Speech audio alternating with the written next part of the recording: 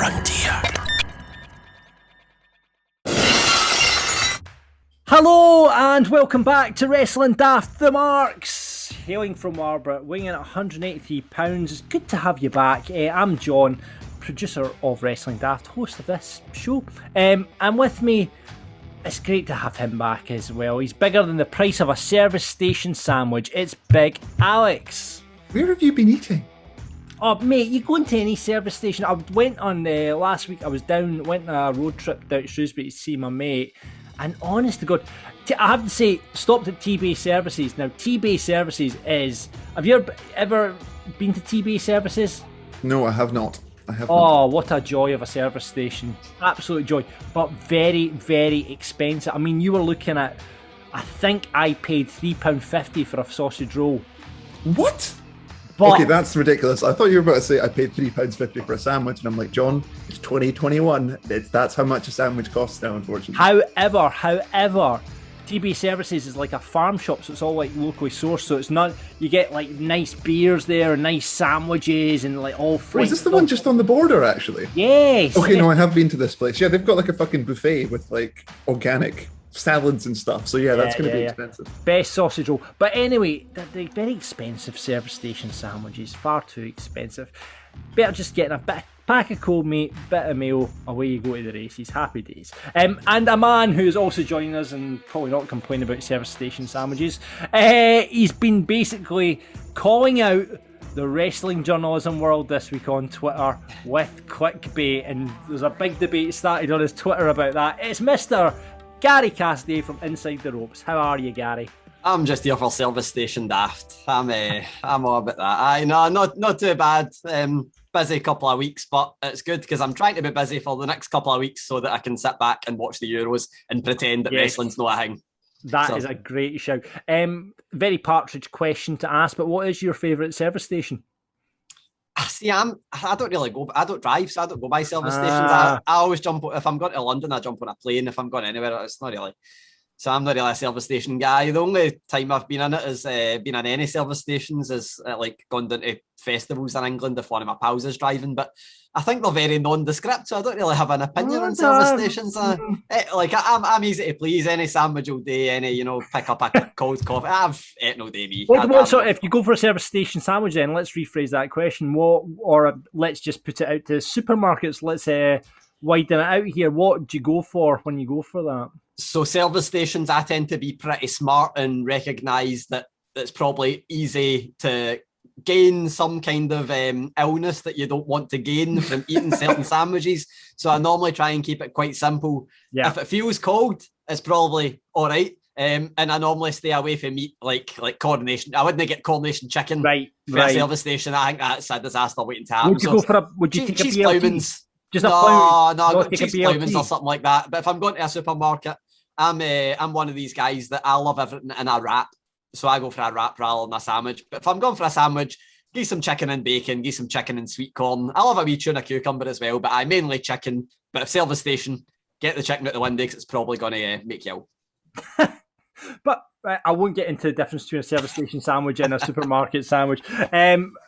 Alex, would you like to contribute your favourite sandwich to this discussion? It's all very partridge. I'm quite partial to a coronation chicken, but I am with Gary. Really? I wouldn't buy one from a service station for fear of the shits.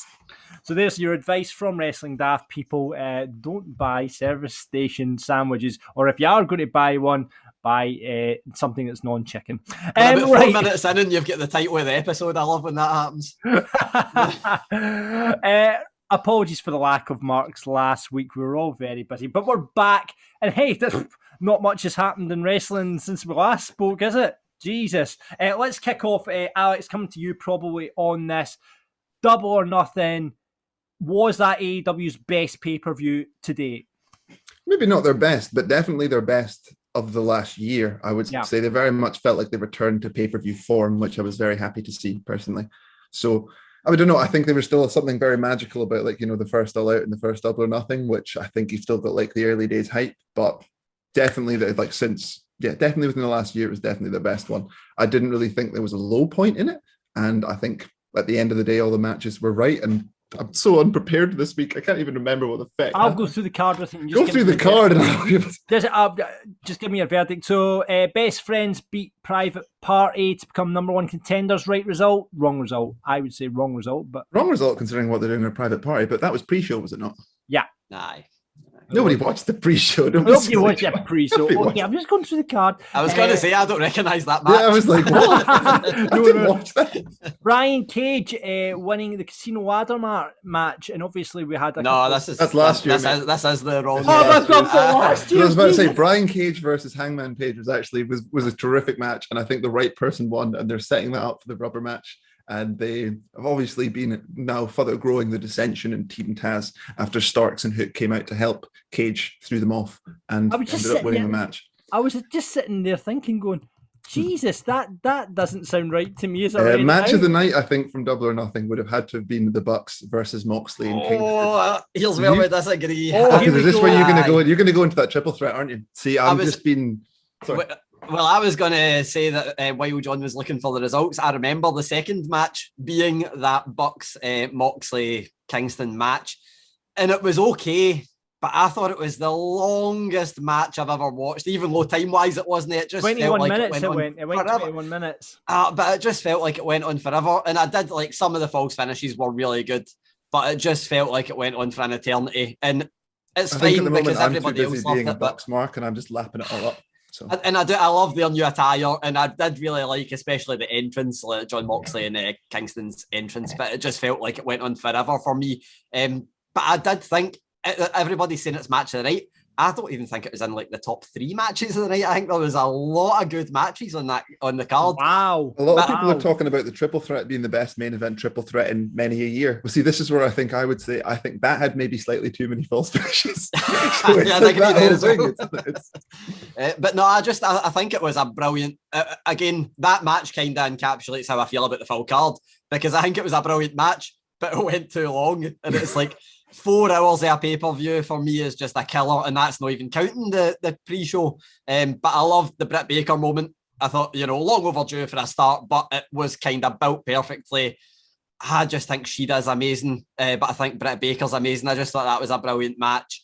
I also like how they've turned her immediately fullback heel. They kind of they were like tweening her a little bit for the big moment. Then they're like, right, so this week on Dynamite, yeah, Britt's still a fucking heel, by the way, guys. There was like, they gave it the right amount, a wee 3 seconds, let the crowd get that. But my favourite match, and I know that a lot of people are not absolutely massive on this match, my match of the card, without a doubt, Sting, Darby Allin. Sting was fucking amazing. Sting didn't look like, I think he's 62. Sting didn't look 62 in that match, and Darby Allin played it perfectly as well. And I think Scorpio Sky and Ethan Page played their parts as well. That was my match of the full card. I loved that. Couldn't have done any better for me. I would literally say that Sting wrestled better in that match than he did his entire TNA run. I'm not joking by that. Like the minute he took his t-shirt off and he jumped off the staging, I was like, holy fuck. Sting is actually here. He's arrived. Probably better than these WWE matches, even though there weren't many of them either. I'd say like Sting there looked like it just. I was like, how is this guy 62? How is he not wrestled like a non-cinematic match for over 6 years? Just looked brilliant. I thought Darby Allin was great, although I was terrified when he took that bump into the crowd. One of the many bumps that he took, that I was terrified. But I just thought that match was absolutely brilliant. And for like, it's perfect because I think that is like the match that would get people that are like into old school stuff, want to see Sting again, love the nostalgia. Whereas there was a lot of matches that weren't for me that everybody else loved. So obviously a really good pay-per-view and had something for everybody. And I think the thing to highlight about that match is that it brought in attention to 3 completely unknown stars to a lot of people, and 3 of their most up-and-coming rising stars in Sky, Page, and Darby as well. So it was a very smart play to book that entire program. Before you even finish this question, John, I'm saying no. Big no. Right, you know the question. Should Cody have went over Anthony Ogogo? No chance. Also, someone needs to tell, I mean, I'm stealing this from Twitter, but somebody needs to tell Cody that Highlander was the heel from the boys. So aye, it was for me. It's Homelander, like, not Highlander. Sorry, that was me being stupid. I feel like we are kind of we're outsiders in this one, because if you're American and there's an American guy fighting for America the day before Memorial Day, of course he's going to win, but he doesn't really need to beat the not undefeated. Why is undefeated in AEW? They were going on before the match. You don't need to beat, and you don't need to. I know he didn't kick out his finisher, but you don't need to devalue his finisher. Like, I just thought it was a terrible decision. They obviously got a go back on the front foot the very next show, but no, terrible decision. Yeah. I think they're trying to make for better or worse. I think they're trying to make Cody the John Cena AEW with all the merch. Where the kind of he done the open challenge. He's the face of the company. He's brilliant at being the face of the company. Kids love him. Obviously, the merch is selling it, but I don't think you need to go that far with the Cena hit and have him beat everybody. I also kind of don't think after watching the match it was a good performance from Ogogo, but did they need to put Ogogo in this position that early? I felt they could have maybe built him a little bit more and given him a little bit more ring time, more importantly, before putting him into this stage, personally. Yep, the one bit that I loved, and it did kind of have me wondering if it was real or no, which is why I loved it, was the eye. Because obviously he's got his disability in his eye that means he's got like almost no vision in that eye, and they kind of played up to that, which I did like, but then they fucked it when they had him loose. So yeah, we'll see how it goes. Go. They've got faith, and he does not bad. He's like, in terms of what I've initially saw with him, like he's fine. He's fine. I think he just could have had a little, maybe like the next pay-per-view or the pay-per-view after. He just felt like he could have had a couple more in ring. That would probably maybe even been his first wrestling match in front of a crowd, perhaps. And it was like his first non-squash match. So first match where I had to like sell and stuff. So yeah, did all right. It'll be interesting to see what to do with him in future. But the future is bright for that young man, let me tell you. We had some debuts in AEW as well since we last spoke. Mark Henry turned out up out of nowhere, and then Lio Rush as well debuted at Double or Nothing as well. And Lio Rush going forward, it's just a temporary deal. Am I right in saying that, Gary? Signed with New Japan, but I don't think that's like, obviously we know Moxley, perfect example there. I think we will see him a bit more. I think that was the perfect time to debut Mark Henry, because I love Lio Rush, and I know that he's got a lot of fans on the indies, but some people were like, Lio Rush is a surprise, but it's like, well, they didn't build up a massive surprise. It's just a surprise. It's been Matt Sydal and that. So I thought it was brilliant seeing him. But then Brian Cage, then Matt Sydal, and now Lio Rush. I think that's a fair. I thought it was fair, and he was good. He's the kind of person you want in a battle royal, essentially. Yep, but obviously a lot of people thought it was Andrade. He didn't debut that night, but I think the perfect thing they done was have Mark Henry a couple of segments later come out, because that's a massive surprise. And then I'll criticise that. I think we're probably going to talk about it, but I'll criticise the Andrade one, because I don't know why they debuted him on the Friday night where they knew it was going to be a low viewership. Build, which is obvious. We don't want build, we want the surprise. I feel like that was a bad decision, but hundreds of debuts. They're fair ramping up for a Rampage, aren't they? And it's only going to be a couple more, considering the most recent release. Well, exactly. We'll get on to that in a minute. Mark Henry, do you think he'll strap the boots back on? Aye. He's been losing hundreds of weight. He's been saying he wants to return to the ring. The one big big swerve JR in commentary as well. He was like, he's still got the fire in him and all that stuff too. The one big swerve is that they say they wanted to wrestle Randy Orton, but obviously that's not going to happen. But I think he's definitely going to wrestle. I think there's a lot of good matches. I'd love to see him against Brian Cage. I'd love to see him against Powerhouse Hobbs. I'd love to see him either paired with one of them as well. I think there's lots of stuff you can do, lots of big guys. But the thing about Mark Henry for me is, that he's signed in many capacities. Wrestling wasn't even mentioned, although he will. The big thing about him scouting, because he brought to WWE, he brought Tay Conti, he brought Braun Strowman. Obviously, people that have now left, but you see what they can do and the people that he can bring in. Man, he's going to be a big acquisition for them. So what? Expect to see Braun Strowman in 3 months' time in AEW? I thought that was perfect timing when I seen that he was released. I was like, Mark Henry's job might have just got a wee bit easier. Aye. I don't know. Strowman might be a bit too expensive now, though. It depends if he's willing to cut his wages. You never know. Let's get to that. Obviously, in the last week or so, we caught up. We talked about it on Wrestling Daft there just last week with Rab and Toe. That was just breaking as we recorded the show. Braun Strowman, Buddy Murphy, Aleister Black, Santana Garrett, and Ruby Riott all released from WWE last week. And I believe, Gary, there might be more to come. Is that what you're hearing?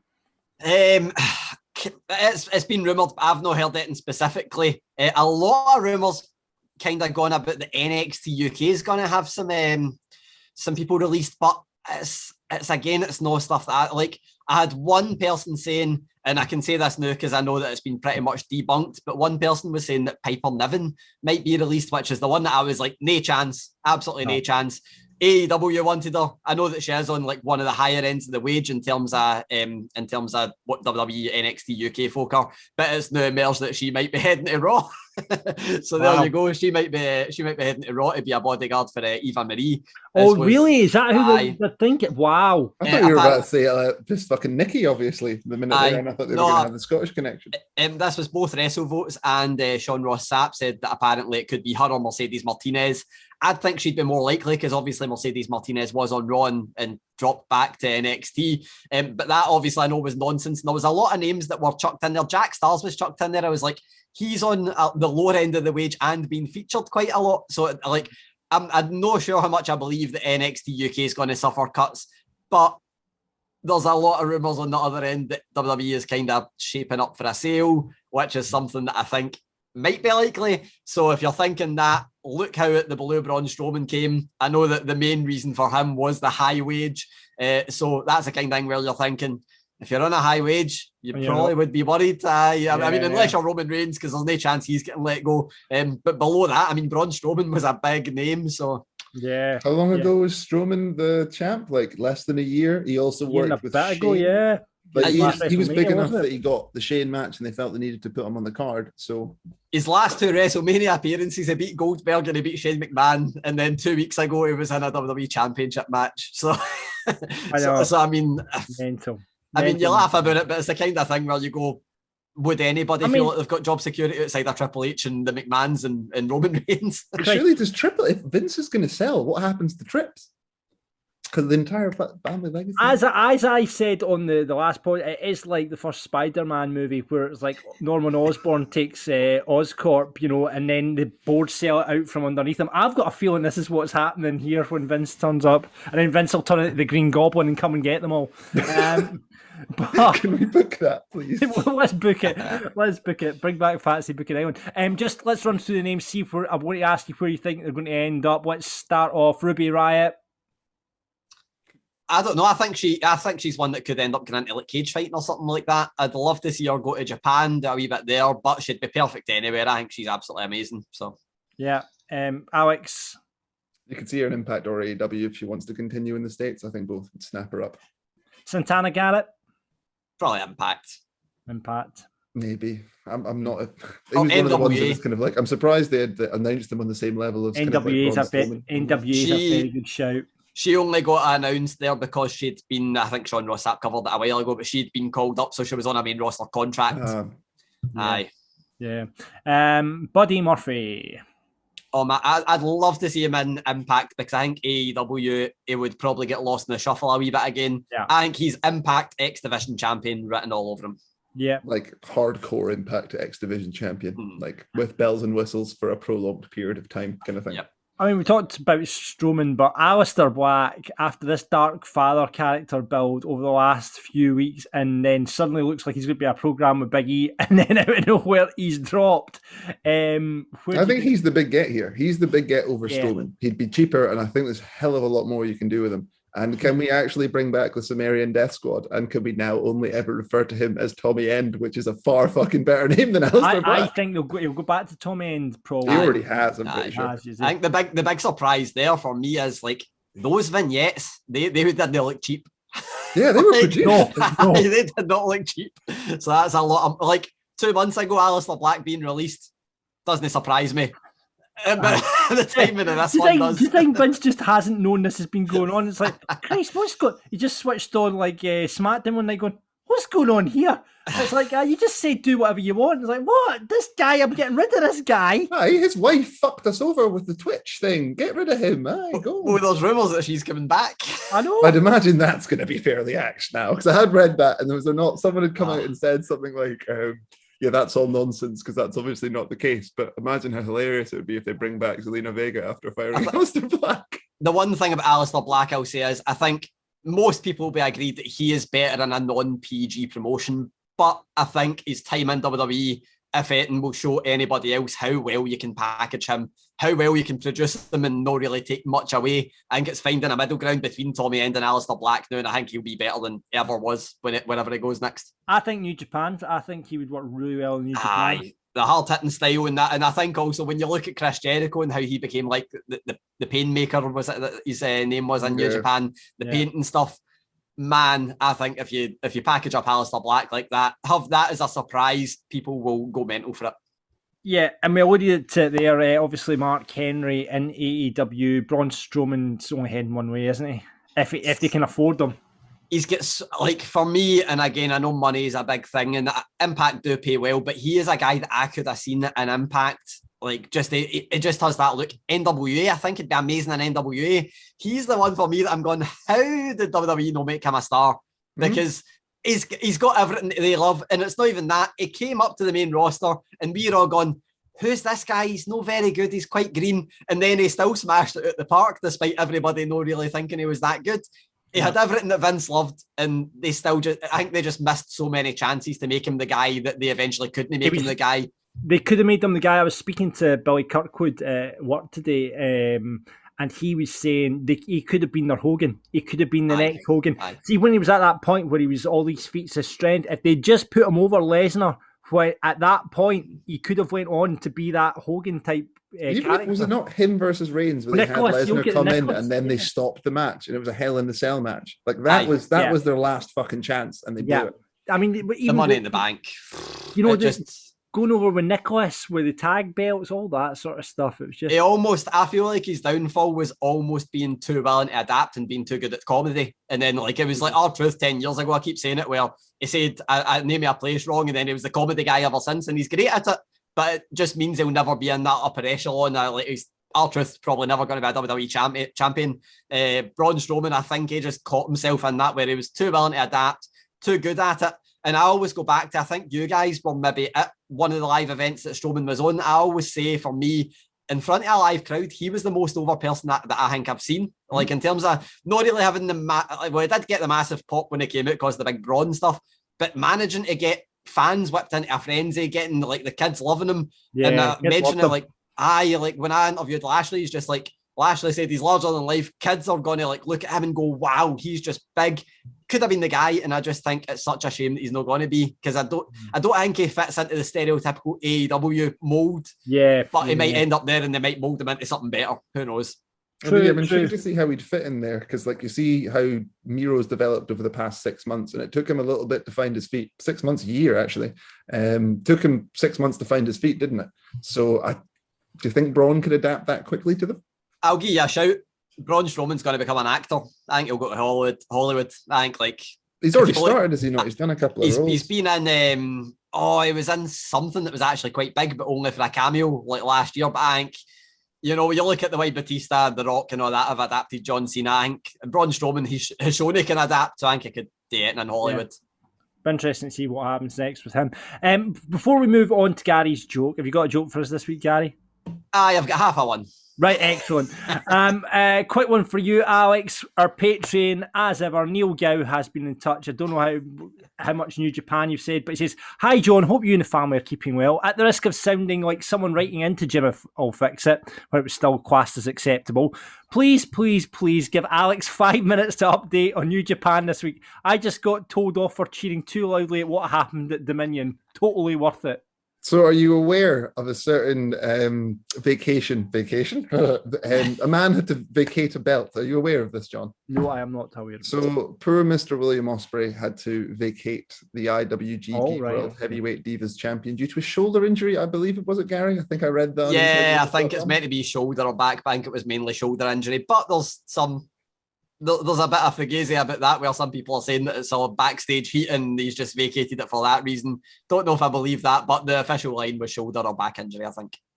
So the main event of Dominion was the rematch from the New Japan Cup of Shingo Takagi versus Kazuchika Okada. And John, can you imagine, sorry, for the belt, obviously, and can you imagine what happened if it's coming in from Mr. Gow?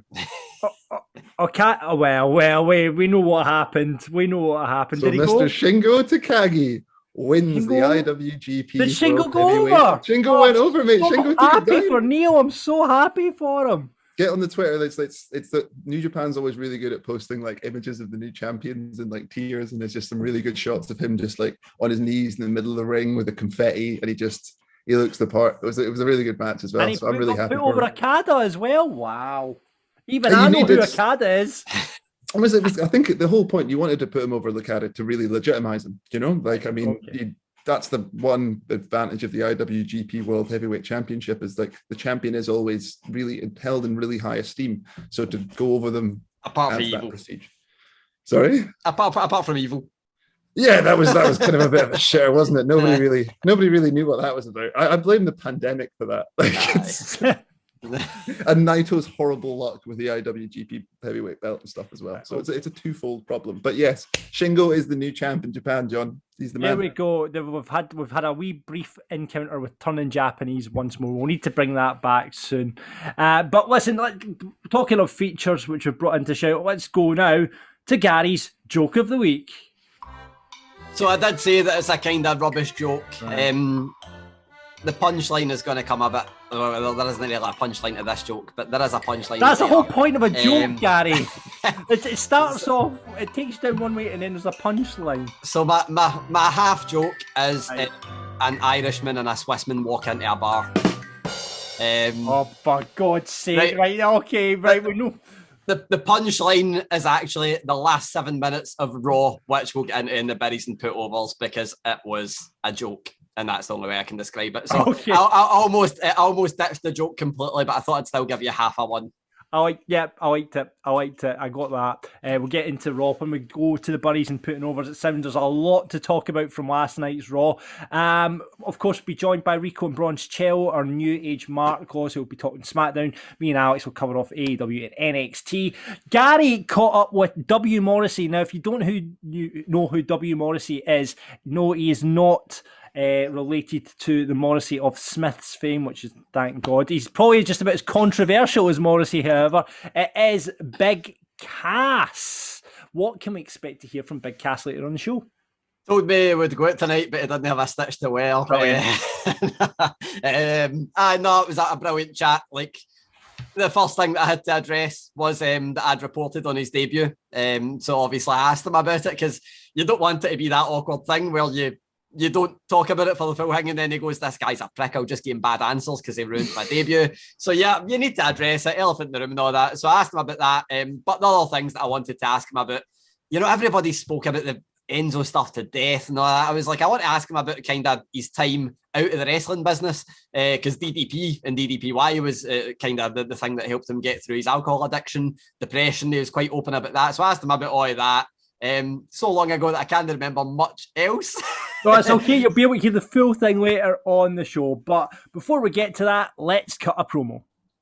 I have a lot of things I want to get off my chest.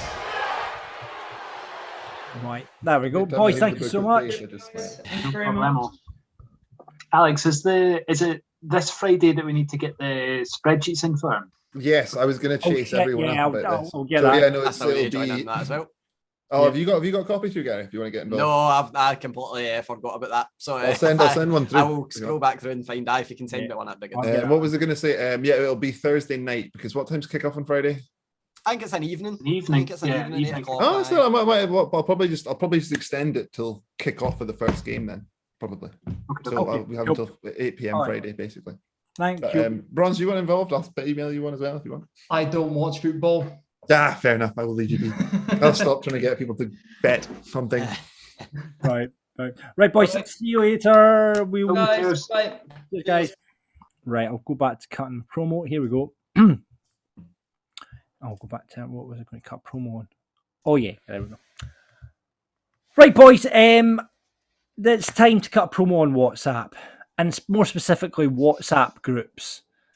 There's a etiquette of WhatsApp, isn't there? You're in a group. Do you exit a group and then leave the group, or do you just stay in the group? What do you do? Because I'm confused by it. Is there an etiquette? Because it really pisses me off, and I don't know why. But see, when someone exits a group, it's like two fingers up going, fuck you. I was going to say, I think you're meant to just say fuck you first and then leave the group. I think that's good etiquette. I think. But I don't know. I feel like this is a bizarre one, because to peel the curtain back, we use WhatsApp. Well, that is true. So no, I like the concept of WhatsApp. I mean, WhatsApp has basically destroyed the text message as we know it, hasn't it? It's really. I don't even get fucking phone signal in my house. I can't send a text message. I know.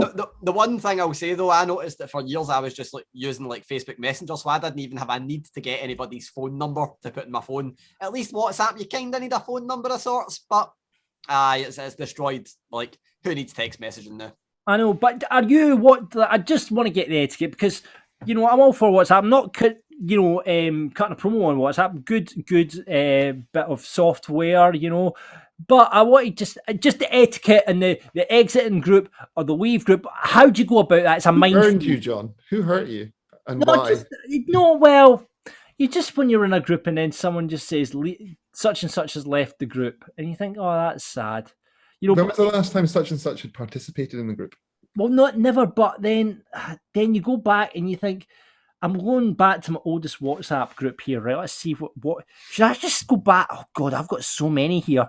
Right. Oh, big popular John. There we go. Big John, many friends. Just loads of conversations with people. He's not actually got any messages to him. It's just a group messages. Right. There we go. July 2018. I can leave that group. Oh, can't I? I can leave that group now. Oh, 2018. Aye, come on. I don't know, John, but you're about to be the guy that you're cutting a promo. But then you need to leave the group. You leave the group, and then you need to. Then you're the only person left. Right. Anyway, so yeah, I need advice on etiquette on WhatsApp and leaving groups because it's just confusing me. Do you want me to give you a wee quick good WhatsApp story the now before we go? Because I don't use WhatsApp much. Go. So this isn't a promo by any means, just I want to get out of the way before the guy smashes my head in because it's in the promo segment. But a few years ago, I was setting up a promo with a certain talent who was Mahabali Shera, Grado's big pal. Yeah. Who Grado had worked with at this time, which this is pertinent to the story. And I sent him a message.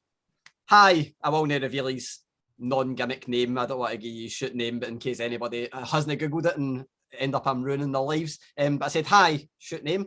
Nice to meet you. I'm Gary from former employer, who I won't name as well. Person, name redacted, told me you're up for appearing on show name. So setting up the interview. It's now sounding more convoluted. So I was going to say, Gary, you're not really telling us much here. But I was like, that's awesome. When would you be free? Can we set up something soon?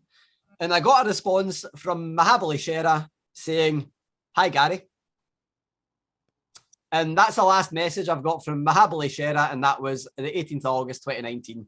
I then found out that afterwards he had watched one of the videos and sent a message to the guy that set up the interview saying, can't understand this guy's accent, so I would rather do the interview in, I believe it's Hindu as his language, his mother tongue. So he done that. So I ended up, I've still got, because I don't exit it, which was the point of the story, I don't exit any WhatsApp groups, I don't delete any conversations, because don't burn a bridge, I might need to message Mahabali Shera about something someday, you never know. So I've still got a WhatsApp message from Mahabali Shera on the 18th of August 2019 that's replying to my big wall of text, just saying, hi, Gary. Go and just message him right now, Gary. Just going, how's it going? Just go do it for us. Right, exit the conversation. How's it going? Then exit the conversation. Or just send the wee gif of Friends from the In-Betweener. It's just like... Right, okay, well, what advice in WhatsApp groups? We're cutting a promo on that this week, and that's all I've got to say about that.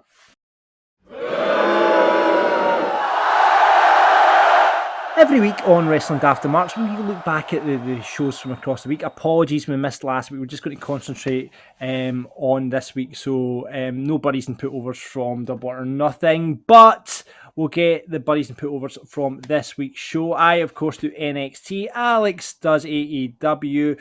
Gary does Raw, which sounds like it's going to be interesting this week. And we bring on our listener tag team of Mr. Bronze Cello and Rico, who take on SmackDown. How you doing, boys? Very well, chaps. How are you guys? Lovely. We're all feeling a bit sympathetic for Bronze Cello. It's his Twitter moniker. He's sitting with a Braun Strowman t-shirt on as we speak. Have you got your black armband on, mate? How are you coping with the news that he's no longer going to be in WWE?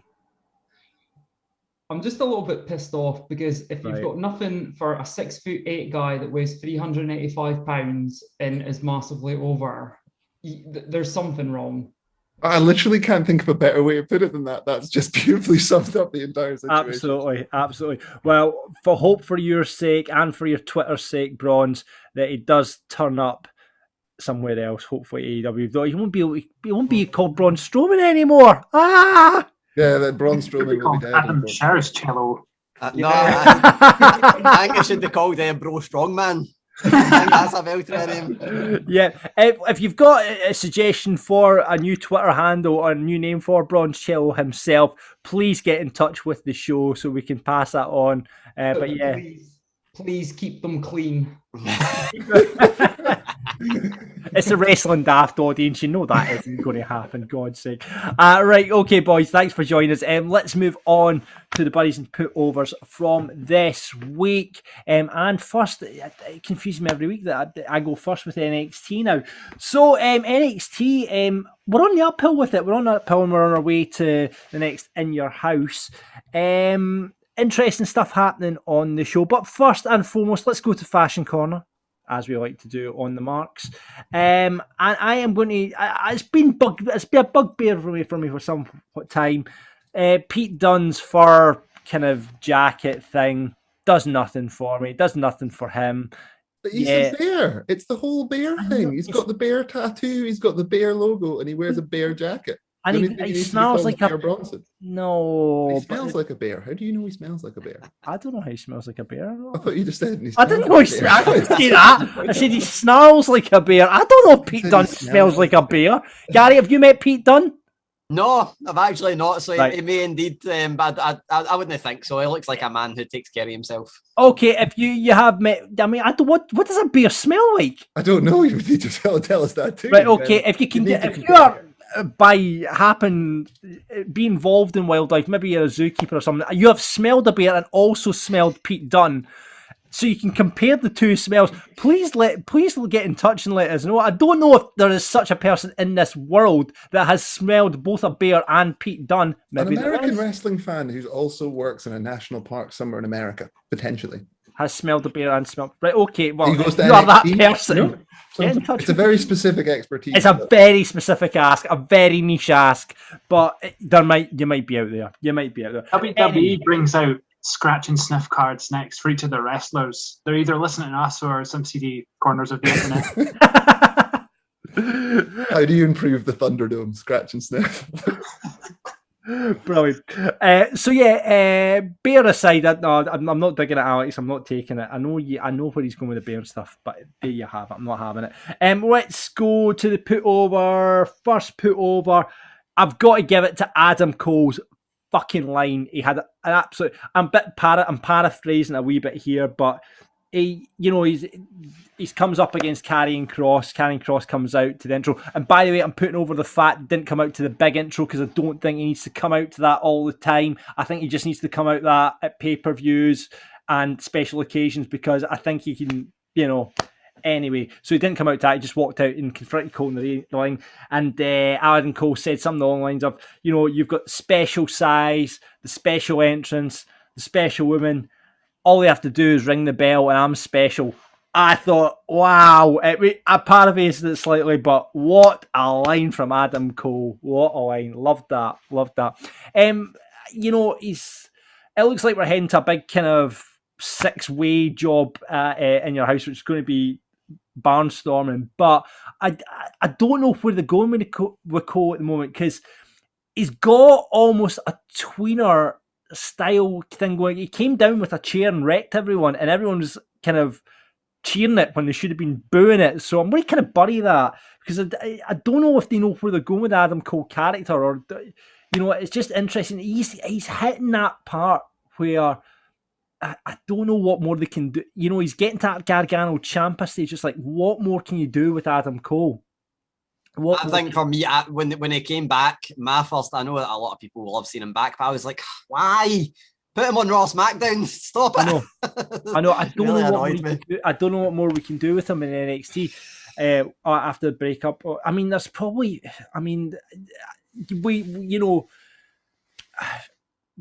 Kyle O'Reilly, Bobby Fish, did they do a kind of Undisputed Era Civil War? But I think that moment's gone. You know what I mean?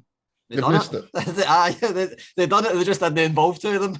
Yeah, no, exactly. Yeah, they kind of just they've paired this whole Undisputed Era thing out, and it's now just bleh, I know, for lack of a word. I know. So God knows where it's going, but yeah, I'm going to bury that. I'm also going to bury the $1 million legacy stuff. It's kind of flipped. I mean, we missed a week of Smack doing this. Big surprise there. I'm very surprised that this is getting a bury. Yeah, I know it is. It is because like I don't know where they're going with it because Grimes was up against $1 Million Man, then LA Knight's coming into it, and then we've got heel against the heel for this $1 Million legacy. Now, obviously, there's an announcement getting made in NXT.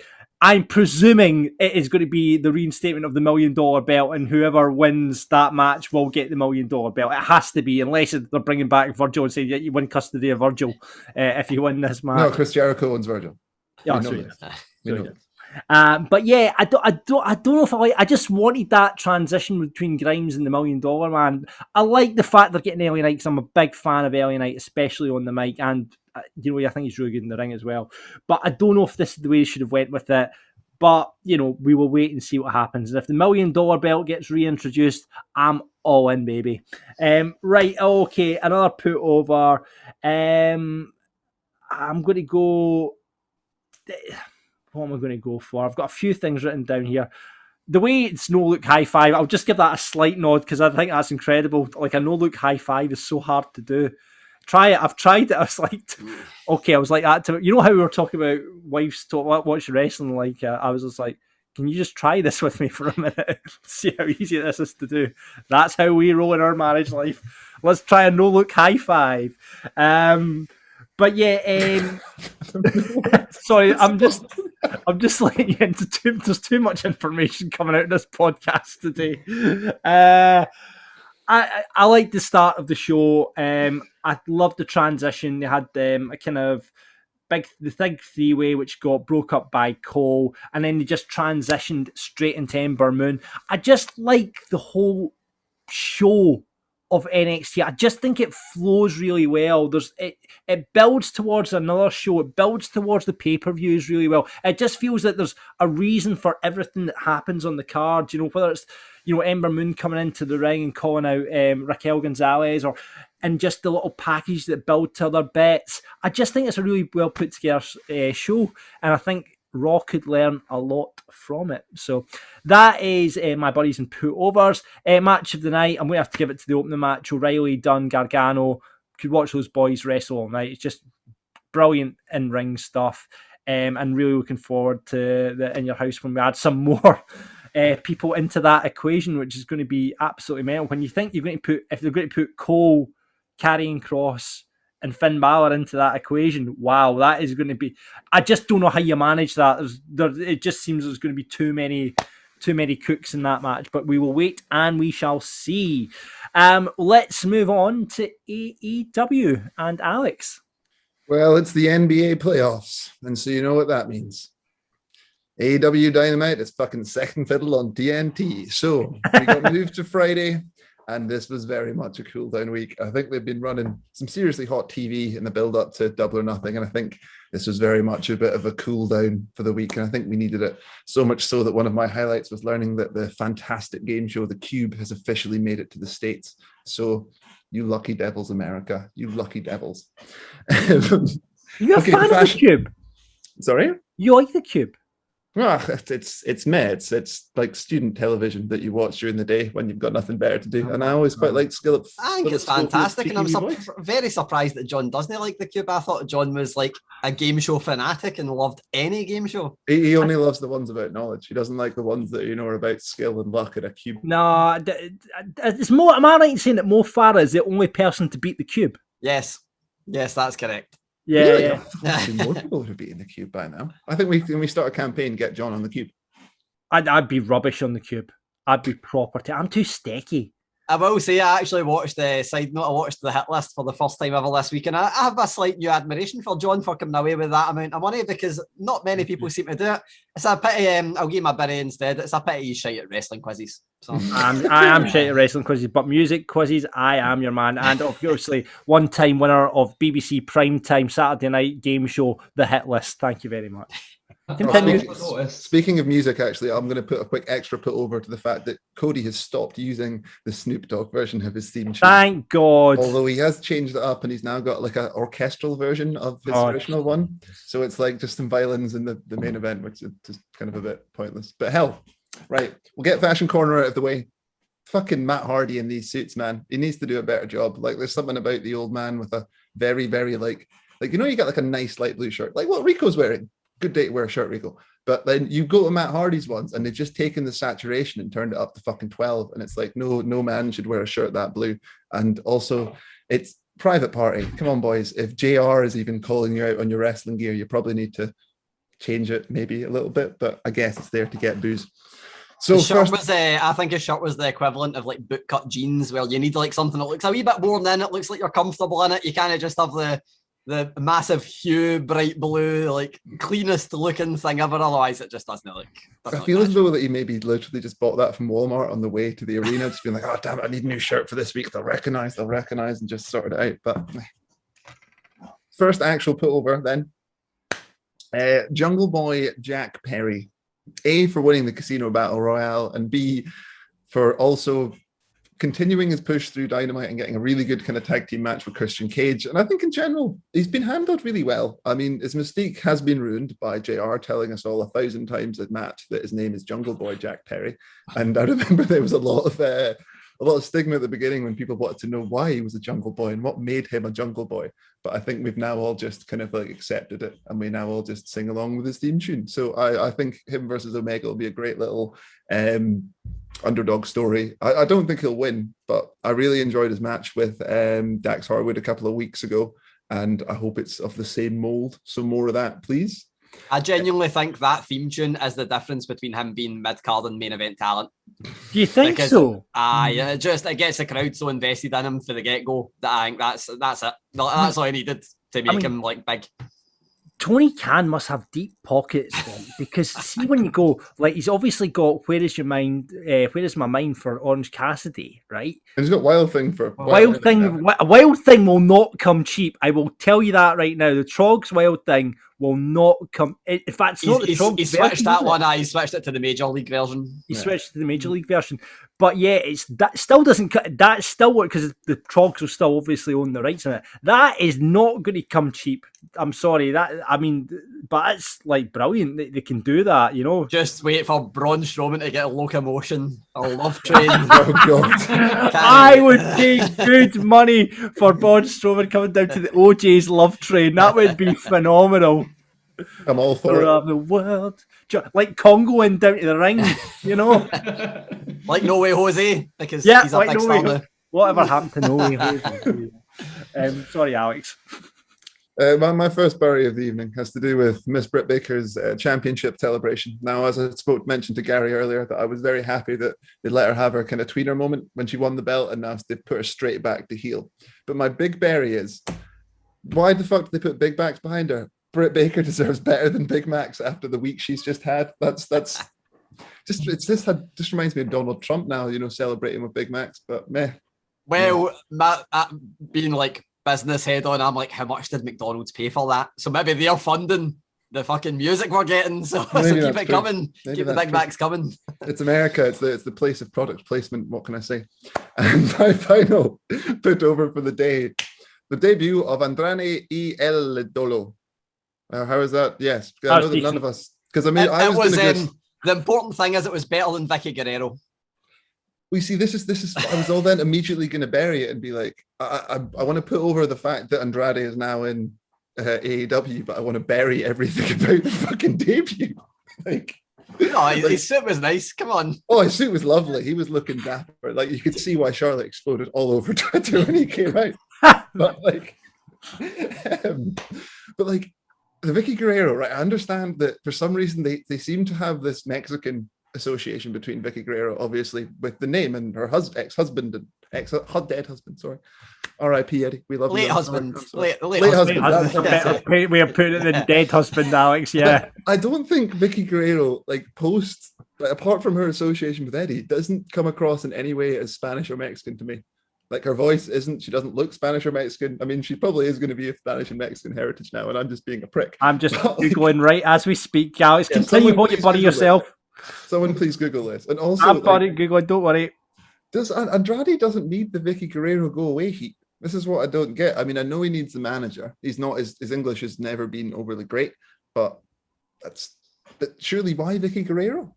Why? I thought his promo was excellent, and I think I'd rather him cutting a promo that was like that simple but to the point in English than have him with Vicky Guerrero, because it's just I kind of fell away from wrestling at the time when Vicky Guerrero and Edge were doing that thing, but I still for me Vicky Guerrero, I'm just like, oh, I'm sure she's a lovely person. I get the full excuse me gimmick, but it's just no for me, and it's not something I want Andrade to be paired with. I think that's a bad idea. If you want someone annoying to translate, just use Alex Abrahantes. I was really happy that they stopped putting with Penta. Just put Abrahantes with El Idolo.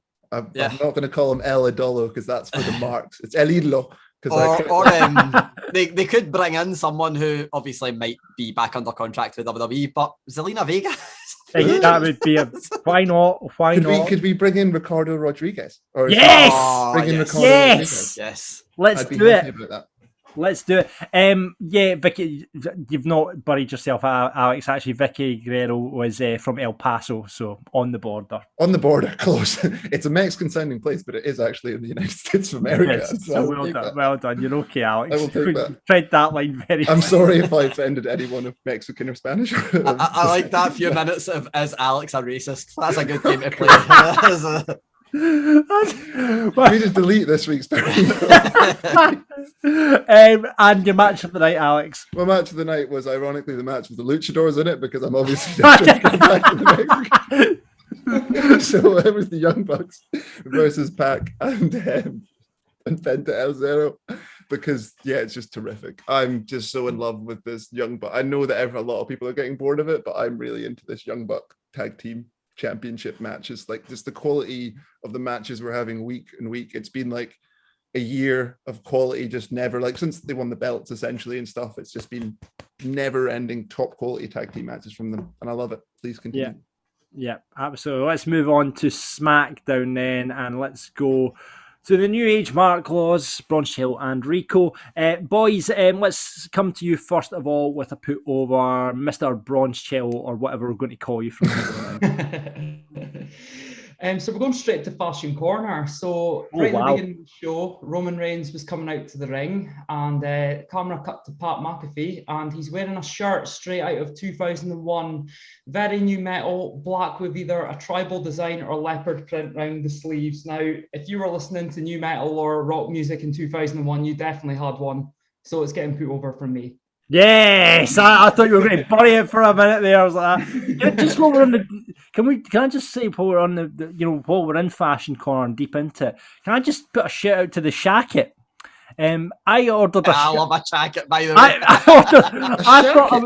I thought I was ordering a shirt online, and then this thing turned up. Now I'm wearing it just now. You, if you're watching the video version, you'll see it.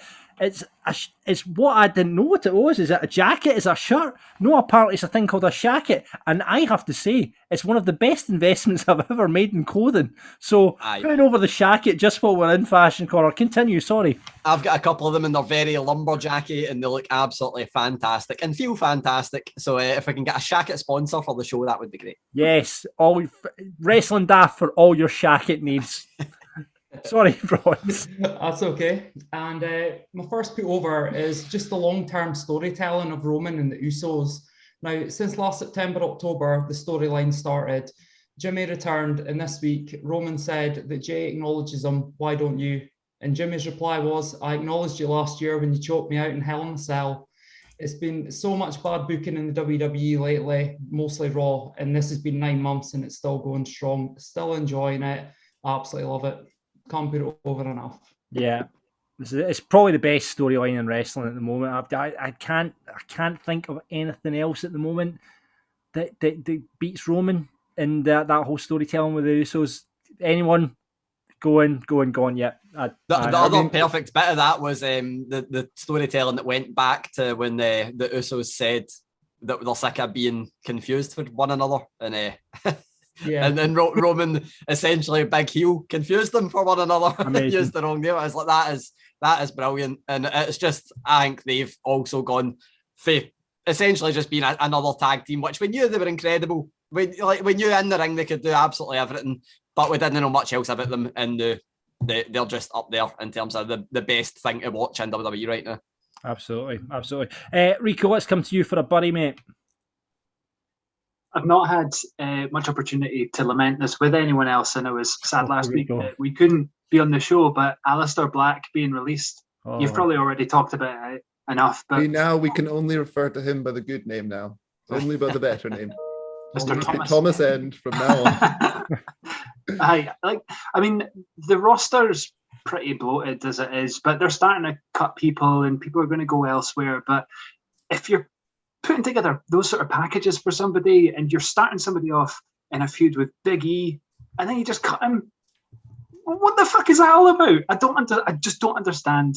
I read about it being sort of power plays because they're thinking about, like selling the company, blah, blah, blah, etc. But I'm sure you could have cut other people. And not that I want anyone to lose jobs or anything, but man, it's just such a stupid decision. I mean, the flip side of it is, it left Big E treading water now because he was about to engage in that feud with them. But I suppose the flip side is this could be the best opportunity that they'll have to pull the trigger on him going up against Roman Reigns, because you've got clear infighting coming up with Roman and the Usos. Does Big E capitalize now? What happens there? But it just total burial for getting rid of Aleister Black, because it was such a breath of fresh air to have that sort of character on the show, something that could have worked out with the Usos and Roman storyline, because there's not an awful lot else going story-wise on SmackDown. But yeah, I just thought it was such a dumb decision. I love that we're all so busy putting over the Roman storyline, and we're like, wait a second, where is all the other storyline gone? Shit, it's like the big, it's like sucking all of the other storyline into it. It's like the Roman and the Usos is totally the glue that's holding SmackDown together. It's so engaging to the point that exactly, Alex, you just forget that there's fuck all else going on. And And they've been smart, and they do keep booking it through the show. So it's actually a sensible way to do it. 10 points. Absolutely. Right, let's go back to bronze and let's get a buddy from you, mate. So I've got a bit of a fashion buddy before I get on to my main buddy. So. Right, back to fashion corner we go. Don't bury the shacket. Just move in, it's fine. So Bianca Belair came out wearing a dress which was half orange, half purple. She was basically cosplaying as a fruit salad sweetie. So carrying on with my buddy, I'm just not a fan of her promos. It's just the same crap over about being an athlete. It's wrestling. I don't care how fast you run. I want to hear about how you're going to batter your opponent, or I'm going to win. No, I don't care how many races you won and medals and stuff. It's getting boring. But Bayley saved the segment. She was sitting in a shrine by herself, just surrounded by photos of her holding all of her various titles that she's had. She then started to laugh, and then the whole Thunderdome just lit up all the screens of her laughing, and Bianca just looked confused. Bayley saved the segment, to be honest. Let's say, not a fan of Bianca's promos at all at the minute. So, all right, okay. I'm kind of actually disappointed none of you have that as your wallpapers on the Zoom. So, Rico, let's come to you for a put over then. I'm gonna put over Pat McAfee. And again, I'm gonna have to bring something from last week into the show because it's too hilarious not to mention. But this week though, I thought I'd miss Corey Graves, but Pat's he's got this sort of special something to him, and as he's grown into the role, like he buried UEFA for saying this is WWE, referees don't make mistakes, and I like to think that that's tongue in cheek, because in legit sports and in general entertainment, there might not be a dumber character than the WWE referee. So with the Euros coming up, is it time for wrestling to take a leaf out of football's book and bring VAR into wrestling? Absolutely fucking not. Don't go. Where are you going, Rico? Come back, Rico, come back. I wanted to get the absolutely fucking not in before I got jumped on there. No fucking way. I just like the statement, that's all. But last week as well, there was a point where Kevin Owens was in the ring and Commander Aziz hit him with a Nigerian nail to around this sort of upper chest, lower neck sort of area. And Pat McAfee goes, that's Kevin Owens' cervix destroyed. And it's the first time that any of us will have seen a Nigerian nail destroying Kevin Owens' cervix. What he meant to say was his larynx. And he did acknowledge it on Twitter saying, oh no, I said cervix instead of larynx. I'm still learning, blah, blah, blah. And I like still learning. I hope you've learned by this point in your life. Learning biology, anatomy, all of this. But I don't know. He's quite endearing now. He's just endearing, and it's nonsense going on in the middle of Rick Boogs playing the guitar and whatnot. What were you thinking of Rick Boogs? I quite like it. I quite like it. He's sold me. He sold me. Yeah. Well, I like the way it's all coming together, and now that everyone's just got in on it, like you've got Pat on the side every time he's just standing up and doing it. It's just so good. Yeah, love that stuff. Okay, then match of the night from you, Broncello. It was actually on twice, as Rico was saying. There was a fluff up, but it was storyline with the referee, so they had to restart the Mysterios versus the Usos. The end of the second match, we had Roman running out and battering both of the Mysterios, hit them with the stairs, shouting at Ray, shouting at him, saying, "Watch me batter your son." Jimmy saying that Dominic's done, and he walked out and left him. But once Jimmy was out the ring, Roman just carried on battering him. Great storytelling again.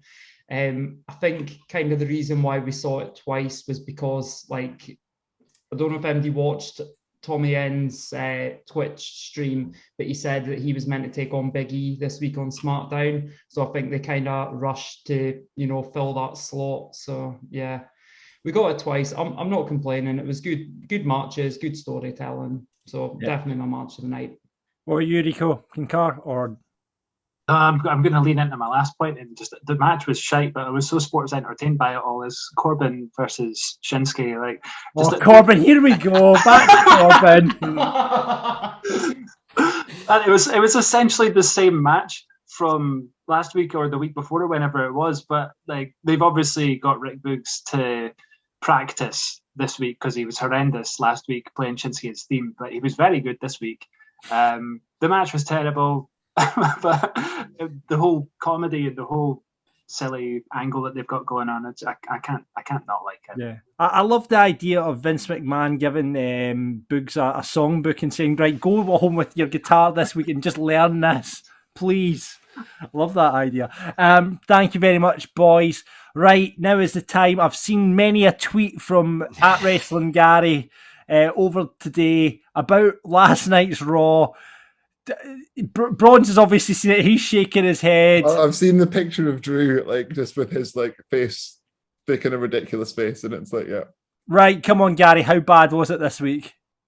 I'm gonna put off the Raw talk for a minute because I want to talk about something uplifting before we get into it.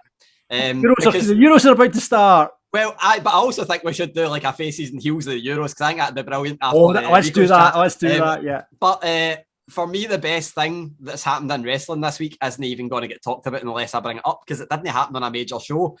GCW. I know you were going to say. My God. Yeah. Zack Ryder, absolutely incredible. Matt Cardona, I should say, because all the fans are calling him Zack Ryder to give him his heat that he well and truly deserved and earned. But man, the fact that Nick Gage and Moxley, they've built this massive feud. And I had actually been told, I didn't report on it because it wasn't big enough to report, but I'd been told John Moxley was backstage and was going to be interrupting the segment. So I'd even been kayfabed on it.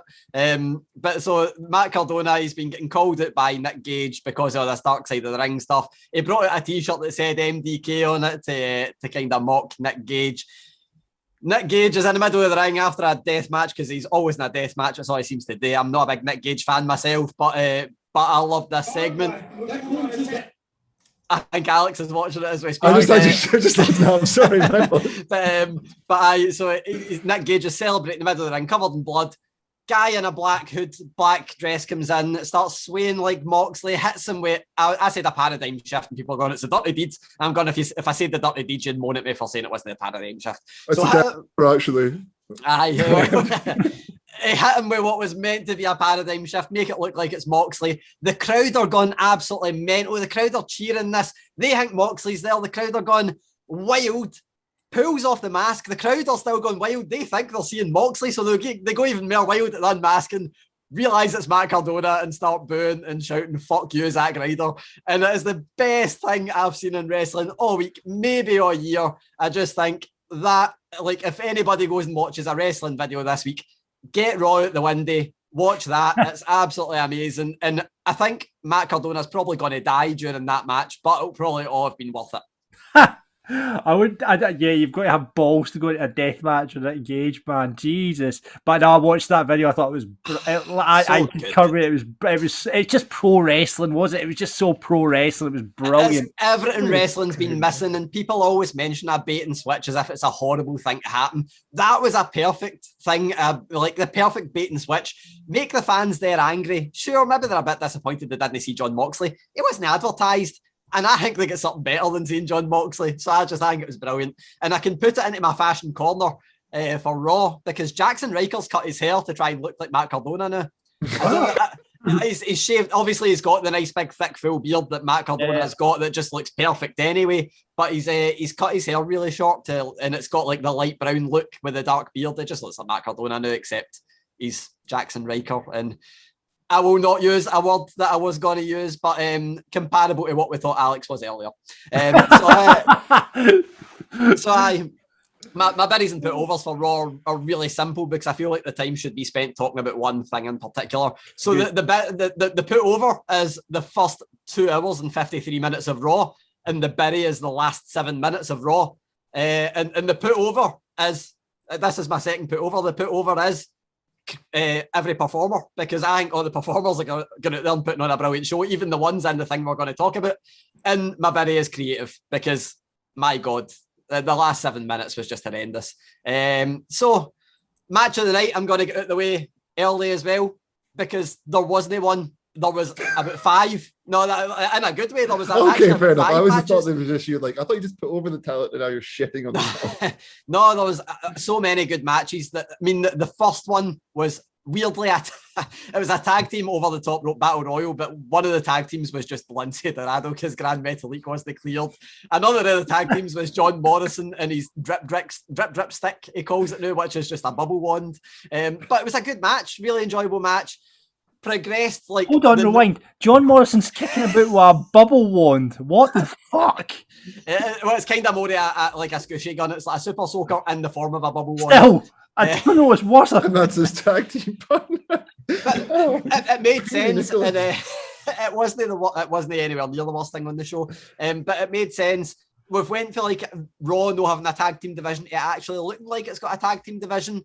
You know, RK Bro were amazing. We had Matt Riddle in that match, and then we had another Riddle match, which I just love seeing him in action. It was against Kofi Kingston this time.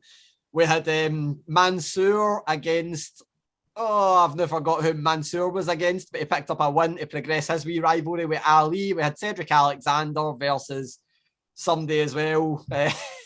Shelton Benjamin, probably. Is it not Jeff Hardy? Jeff Hardy, Cedric Alexander was Jeff Hardy. Another good match. Like every match was good.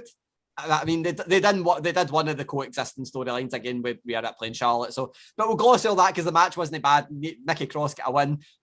Essentially, every match on the show was good, and there was a lot of matches. Like it felt like a Raw where it was just wrestling until the last 7 minutes, which is where the final biddy and the main thing that I need to say is why.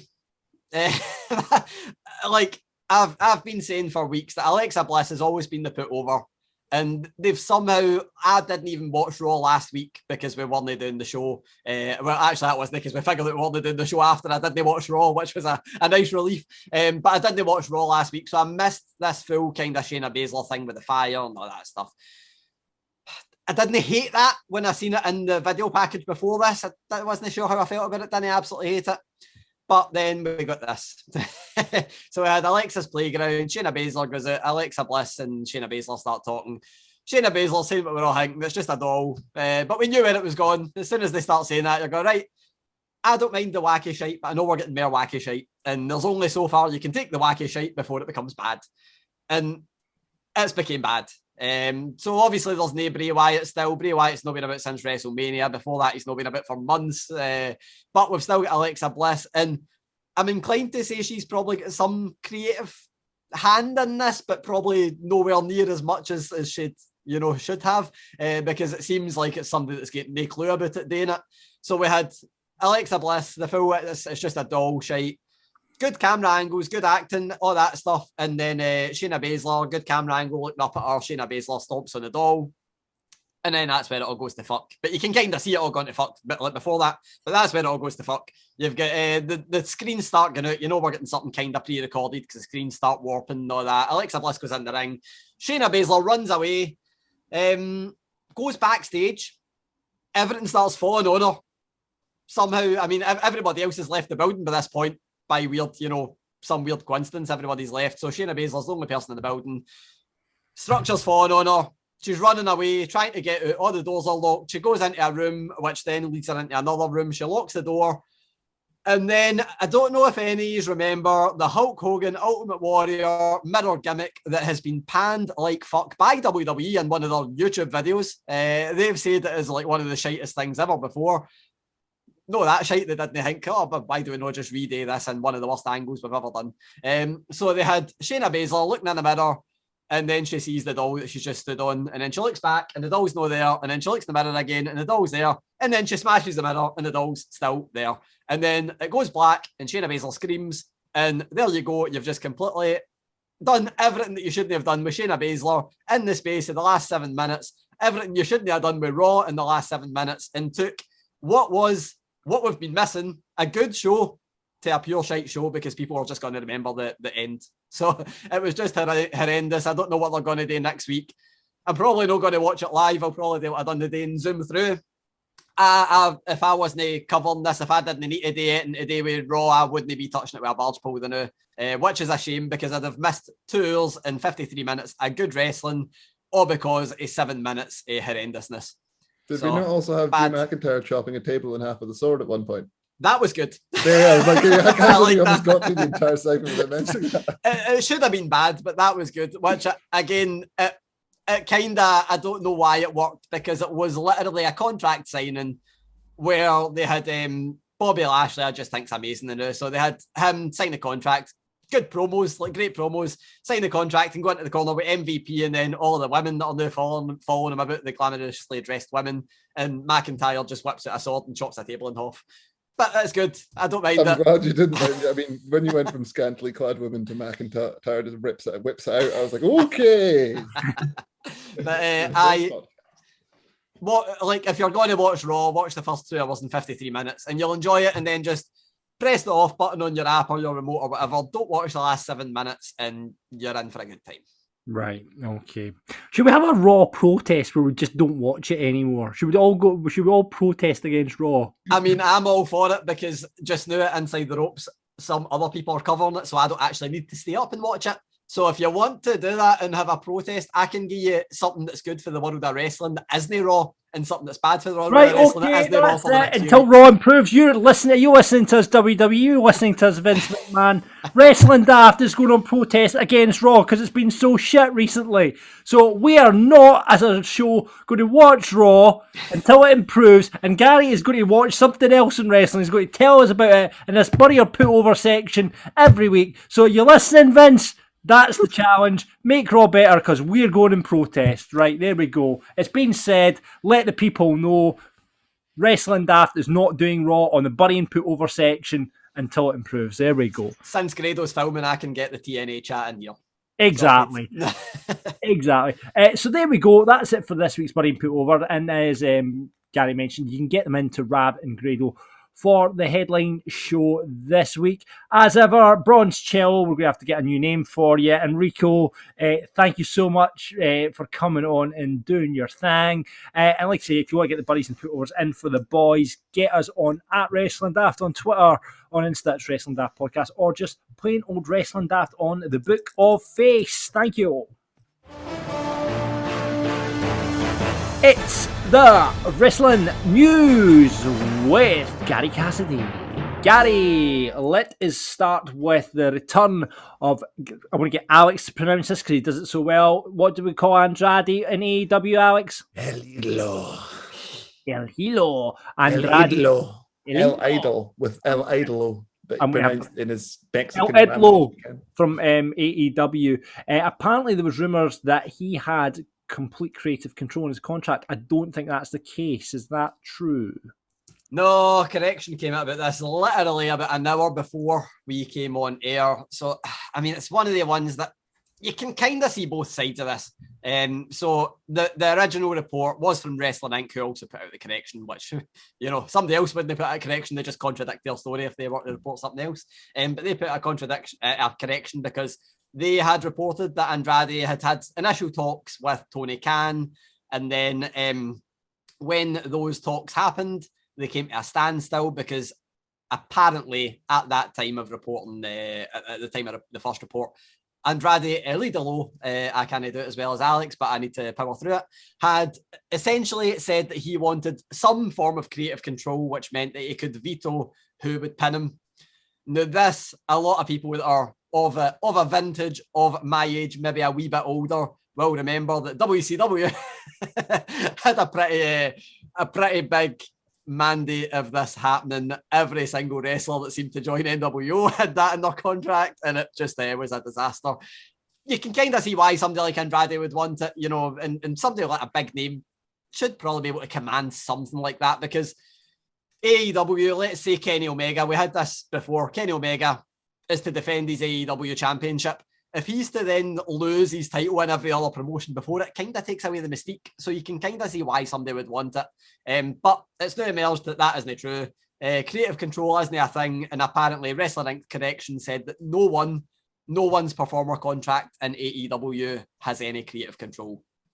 Wee bit of blurry line there, because obviously the EVPs will need to have some sort of creative control. But the kind of the official line is that Tony Khan has full creative control.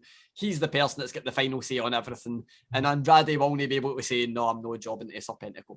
So, yeah, I mean, I don't think there's too much in AEW of the lunatics running the asylum, isn't there? I mean, when you look at, you know, they're obviously writing it and booking it themselves because there's no creative in AEW, is it?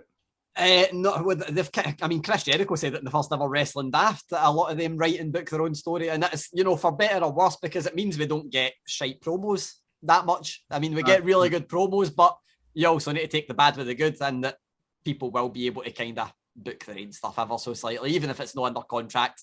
It'll still happen. You know, if Chris Jericho, this is all hypothetical, I should say, but if Chris Jericho goes to somebody, say Tony Khan, the EVPs, and says, I don't want to lose this match, they're definitely going to at least hear about as to why he doesn't want to lose the match. So that is still creative control in some, you know, in some way. And Chris Jericho definitely gets a lot of creative control in the angles that he is in.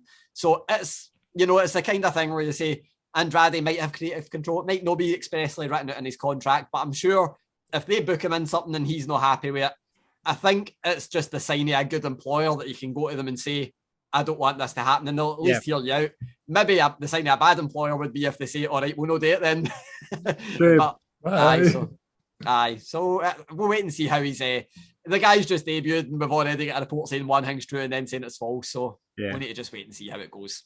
Talking of bad employers, I've got to take my hat off to Carl Anderson right here, because this has pissed me off, and well done, Carl Anderson, for flagging this up. Carl Anderson's come out and said, basically, he's advising all the released WWE talent, saying, enough of you of the thank you tweets. Put together a plan of attack before you start thanking all these motherfuckers. Go on, Carl.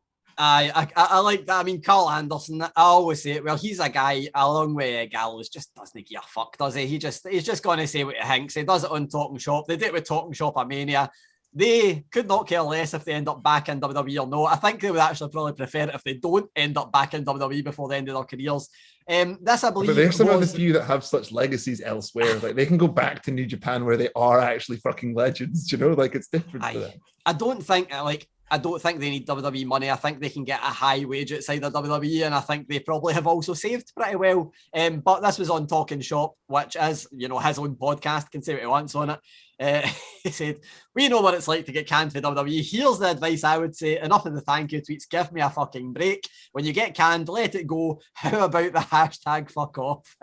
I mean, why? I mean, see, like, just for example, we don't work in the wrestling industry, obviously. Gary, you do to a certain extent. But see if an employer, like your everyday employer, decide to get rid of you, you know, or didn't renew your contract, would you immediately then go, "Oh, thank you so much for your time there"? Would you fuck? You'd be like, "Fuck off."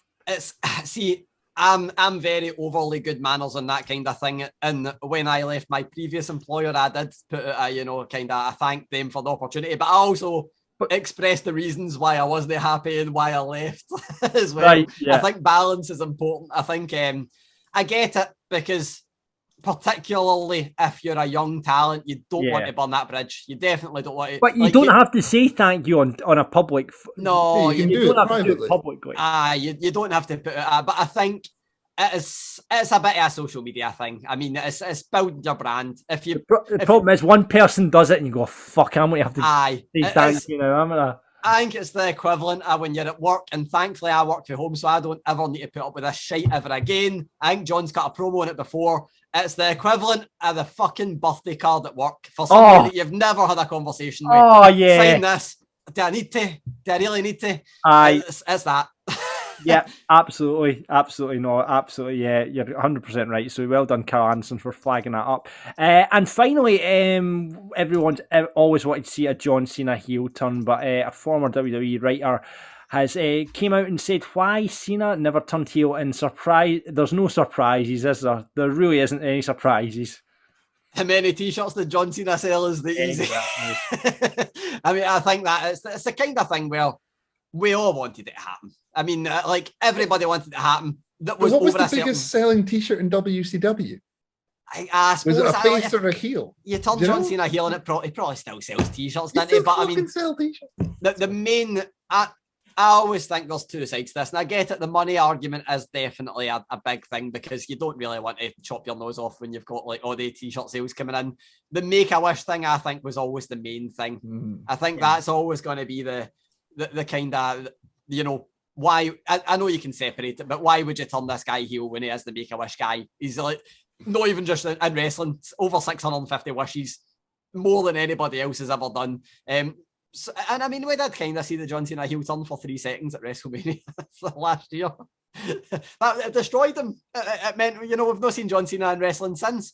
So I think that's why. But I do agree that you know, why we didn't see him as money. Obviously, a writer would have more to say about that than me. But I believe it was Brian Gewertz. It was Matt McCarthy who came. Matt McCarthy, sorry, that was Matt McCarthy that came out and said, but maybe he will return heel. You never know. Different times. Roman Reigns is heel. We didn't think that would happen. So. I don't think it would happen now, but apparently it went so far. He was fully committed to turning heel Cena. He went so far to even design new ring gear for it, which I thought is really interesting. He was totally into turning heel. Just get fucking booed anyway. Like, you've got the most heelish thing on. Well, that's what they said. I think the reason from the creative team was that so many people were booing him. It was just, you know, staying the same was the most heelish thing to do, which is quite true. Essentially what they've learned and done with Roman Reigns. But I think that's the kind of thing, well, if they brought out John Cena, and I know that had a black cap and black t-shirt as well at one point, but if they'd have brought him in a black cap and a black t-shirt, folk would have went mental and bought that as well. And they would have probably got the adult audience buying it. But I think it's the kind of thing where John Cena, you can imagine he would have probably been all for it.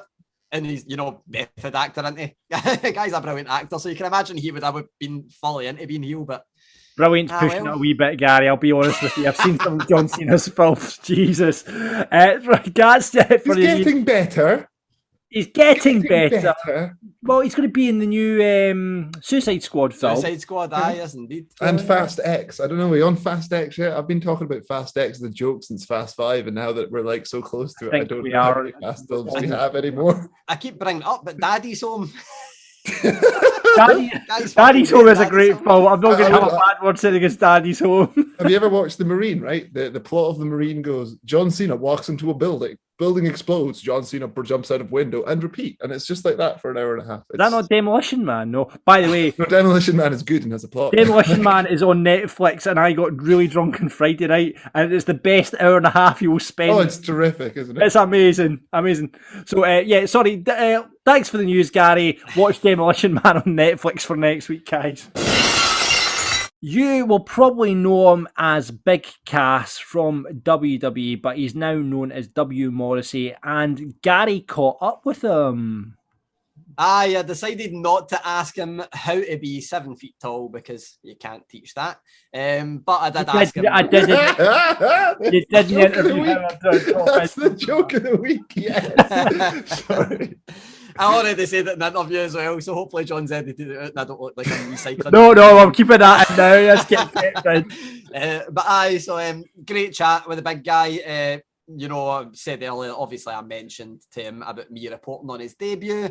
Asked him about why he kind of joined WWE, Impact even, after his departure for WWE. Asked him about Melina, and the one thing that kind of surprised me, and when I thought I was like, oh yeah, that's quite good. I asked him about, Melina, because he was behind the Indies, and he's like, no, I don't need a mouthpiece. I'm good at promos. If you look back at my body of work, I'm really good at promos. And I mean, the interview, I thought it came across really well, no being in character, but he actually cut an incredible promo on Impact the following week, and I was like, oh, he was right. Never mind, doesn't need Melina. Brilliant. I really enjoyed speaking to him, so hopefully other people will enjoy listening to it. And here he is on Wrestling Daft. It's Big Cas, W. Morrissey. Welcome back to Inside the Ropes. I'm Gary Cassidy. I'm joined by a man who used to have a very similar name to me, but he's a little bit taller. I'm not going to ask him how to be 7 feet tall because I know that you can't teach that. It's W. Morrissey. First things first, it's absolutely great to see you back in the ring. Great to speak to you.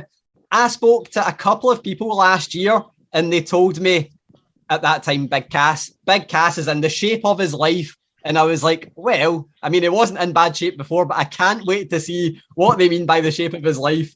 I now know they weren't lying. So I need to ask you, what's the mindset of W. Morrissey? Now that you're back looking better than ever, absolutely dominating so far in Impact, what is going through the mind of W. Morrissey right now? What's going through my mind is that I want to make it to the top of the wrestling industry. That's what I've always wanted to do, and I've had some setbacks, and I've even considered stepping away from wrestling. But at the root of it, deep down, ever since I was a kid, this is all I've ever wanted to do. Is my first love and my first passion, and I want to be the best.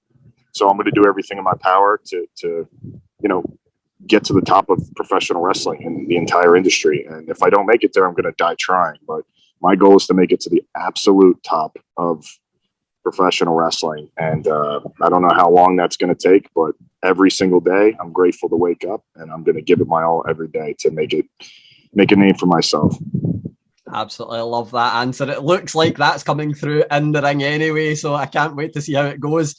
Now, this is where I need to address an elephant in the room, and either this is something you're going to be completely unaware of and you'll now think that, man, this guy is terrible, or you might be aware of it and I'll ask your reaction anyway. On the day that you made your Impact debut, I'd actually put out a report that you were going to be joining Impact shortly thereafter. I'm aware. Yeah. So I'm like, oh, the first part of this is, what is your reaction when you see a report like that coming out? But the second part of that question would be the positivity that came out of that was everyone that responded, both on a small scale to me, were excited. But then when it actually happened, everyone was over the moon and delighted to see you. So one, what's the reaction when you see a report like that come out? But two, what's the reaction when you see the love that's shared about you actually doing it? Well, I'll answer the second question first. The second question, my reaction was, this is great. I'm glad people are super happy to see me, and I'm going to, make them proud, and I'm going to make them super excited tonight. And I'm going to, really jump off the screen at them and give them a good moment for themselves during this pay-per-view with me coming back and dominating. And as for the first question, my first thought was, who's the stooge? Was it the guy that picked me up from the airport? Was it the person that was in the lobby at the hotel that saw me? Or was it somebody that was here at the building in the production meeting or saw the run sheet? That was honestly my first thought was, who's the stooge? Who said something? Because me and Scott kept that quiet for weeks. And then the morning that I showed up here, the report came out, and I said, somebody saw me or someone was at the building and heard. So who's the stooge? So that was my first thought. Who's the stooge? The only thing that I absolutely loved is the fact that you debuted with a name that was so far away from Cassidy as humanly possible. So no one was like, that's like his little brother or his nephew or something that is that he's leaked the news to. But I can say that I had to get that out of the way, get my red face out of the way so we can continue with the interview without the elephant in the room. Well, good. You're just doing your job. Yeah, exactly. I'm glad you see it that way. That's it. And I'm glad we're this far away so I'm not getting hit with a big boot as well. That's always good. But I did mention the name there. You know, you've debuted with a slightly different name than what people are familiar with. But it is your name. I want to ask about the decision to change that name because, you know, obviously we've known you as Big Cas. We know why that changed to, you know, Cas XL. Why W. Morrissey? Because it's a fresh start in a new company, and you know, this is day one of a new journey for me. It's day one of me making it to the top of professional wrestling on my own with a healthy mindset, being sober and happy and healthy. And it was a brand new start. And I didn't want anything associated with what I used to do or who I used to be getting in the way of this new journey. So anything that I used to do went out the window, including gear, the look, everything. And I wanted a fresh start. So, and I thought coming back as a heel, using when Scott Hall and Kevin Nash showed up at WCW, I thought that was really cool using their real names. But for a heel, just having me abbreviate my first name instead of saying it, I thought that was pretty arrogant. So the day of is when we decided that we were going to be W. Morrissey instead. Man, I love that. And you mentioned a name there that I was going to bring up a little bit later, but I feel like I should do it now. Kevin Nash. That's a comparison a lot of people have made, and man, it's not a bad comparison for people to make. You know, one of the greatest big men in wrestling ever, one of the best businessmen in wrestling ever. Is that someone that you deliberately model yourself on, or is it just, you know, a coincidence and you're like, I'm being compared to another big guy. Why am I being compared to this big guy? Is there actually an inspiration there? Yeah, that's someone that I definitely watched a lot of and I've talked to a lot and gotten advice from. So Kevin Nash being a comparison of mine is fantastic. I take that as a huge compliment. And yeah, it's not a coincidence. It's definitely someone I mold my game after quite a bit. So Kevin Nash me being compared to Kevin Nash, that's a huge compliment. And it's kind of what I would have hoped, yes. Definitely. It's obvious to see the comparison. If you go on to have half the career that Kevin Nash has, no one would ever complain about that. Any wrestler in their right mind would take that. Yeah. Now, you know, I always like to say that, you know, when you report on something, you like to pretend you know absolutely everything about what went on and how it happened. Obviously, I mentioned that you were going to turn up, but I've got no idea how it actually came to fruition. You know, I know that you're quite good friends with the Good Brothers. You'd wrestled at Lariato Pro and stuff before that. Were they instrumental in getting you an Impact? Was there someone else that was there? Was it Scott D'Amore? How did the Impact thing come about? Yeah, I worked the Lariato Pro show where I came back for Gallows. And then the next time I went to Lariato Pro, Scott D'Amore was doing a training session there and actually scouting talent earlier in the day. So he was hanging around the show and I got a chance to talk to him. And he saw that I was, you know, healthy and in a good place mentally and obviously in really great shape. And you know, I had a more of a professional mindset coming back to wrestling, just treating it like, let's do good business. Let's make money together. And I guess after that conversation, we stayed in touch. And that's when we started talking about me actually coming here. Definitely. And at that show and, you know, in a few other dates, you were working with someone else who is a pretty big name. I loved the pairing, Melina. How was that partnership? And is she someone you'd like to see an Impact? And would you be pitching to have her alongside you if she was to join? Well, right now in Impact, I'm happy being on my own. I want to make a name for myself. I want to show what I can do. You know, I don't need a mouthpiece. I know people have thought for a long time that I need a mouthpiece, but people, if they go back and look at my body of work and where I used to be and seen some promos that I cut, you know, I don't need a freaking mouthpiece. So I want to do things on my own here and show the world what I can do and show them how talented I am. But being an SWE and having Melina by my side, it's been fantastic. She's amazing. She's a great, you know, compliment to me. I'm a great compliment to her. yeah, she, it's the guys out there, Kevin Sullivan and Teddy Long, and the promoter out there, Tom, they asked me if I would want to do that. And they pitched that idea to me before I came out. I said, hell yeah, Melina's dope. So that's what we've been doing out there in the Dallas area for SWE. Yeah, absolutely. I love it. And it's nice to see the difference as well, because like you said, you don't need a mouthpiece. Everyone knows that you've got promo ability. They're seeing it very much so in Impact. I want to move a little bit away from the ring and ask you about someone in particular. You mentioned, getting back into shape, getting in the best shape of your life. A man, one of the two men that told me you were in the shape of your life is someone who I think has helped you a little bit in terms of getting there. And I think he does outstanding work. It's Diamond Dallas Page. Obviously, you know him very well. I just want to ask, I don't think he would want to take credit, because he always says, you need to put the work in. You need to be the person that works for you. But, what credit does Diamond Dallas Page take in W. Morrissey being the W. Morrissey he is today? I think he was a big catalyst in me starting to open up about where I was at mentally and my addiction. And that's something that I hid for a really long time because I was embarrassed, and there's a stigma that comes with it. And, I didn't want people to make fun of me or look down on me because, I was having mental health issues or because of my alcoholism. So I hid that for a while. And he was somebody that told me to just be honest and open about it. And that's kind of how I approach life now, is I'm always honest. In any of these interviews, I'm not going to lie. I'm going to be very transparent. You could ask me anything and I'm going to be super honest with you because I got nothing to hide. Unlike a lot of other people in the wrestling industry, I'm not going to hide anything anymore because that's not good for me mentally, to play a part and to act and to wear a mask and be somebody that I'm not. So, he was the one that told me to be honest and open about it. We put a video out, and that actually lifted a huge weight off of me. So going forward, always being honest. That's where I started being honest with fans, with other people in the industry, with anybody that knew me. He kind of helped me to open up about that. And that was probably the beginning of me becoming a different person, starting to live a different life, probably, is that honesty. And that's something that's preached in recovery, is honesty. So, I could get into the physical aspect of things, but I think the mental aspect of things is a lot bigger. So when I started being honest is when, things started changing for me. I definitely had some downfalls after, but I vow to just be honest going forward because I don't want to lie, and living a lie is what causes me anxiety and stress and puts me in a bad mindset. Yeah, I have to say that, I've been doing DDPY myself, and seeing that video, it was inspirational. It was absolutely incredible. And I just love the guy's work, and I loved seeing, the shape that you got into and the full message as well. Your t-shirt with the 12 steps was absolutely incredible. I want to ask about a couple of things that are, not quite about W. Morrissey, and then go back to W. Morrissey. Things that you've witnessed.